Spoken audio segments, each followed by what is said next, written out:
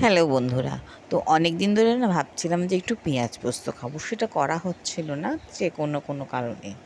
তো আজকে হঠাৎ করেই মনে হলো না আজকেই করব। তার জন্য আমি একটু পেঁয়াজ কেটে ভেজে নিয়েছি, মানে তেলের মধ্যে পেঁয়াজটা দিয়েছি, নাড়াচাড়া হয়ে গেছে, ভাজা ভাজা হয়ে গেছে। তারপর পোস্ত বেটে রেখেছিলাম, পোস্তটা দিয়ে দিলাম। তোমরা কারা কারা এভাবে পেঁয়াজ পোস্ত খাও আমাকে অবশ্যই জানিও। আমি কিন্তু পেঁয়াজ পোস্ত খেতে ভীষণ ভালো লাগে। আমার এই একটা পদ দিয়ে আমার প্রায় অর্ধেকের বেশি ভাত খাওয়া হয়ে যায়। পেঁয়াজ পোস্ত কিন্তু দেখতেও খুব সুন্দর হয়েছিল। তো আজকে আমার লাঞ্চের থালিতে ছিল সাদা ভাত, পেঁয়াজ নিয়েছি তার সাথে, আর তার সাথে ছিল হচ্ছে পেঁয়াজ পোস্ত, যেটা আমি করলাম তোমাদের দেখালাম। আর সাথে ছিল আলু ভাজা, ডিমের অমলেট আর মসুর ডাল। এটা পেঁয়াজ রসুন দিয়ে একটা পাতলা মসুর ডাল করেছিলাম, সেই ডালটা নিয়েছিলাম।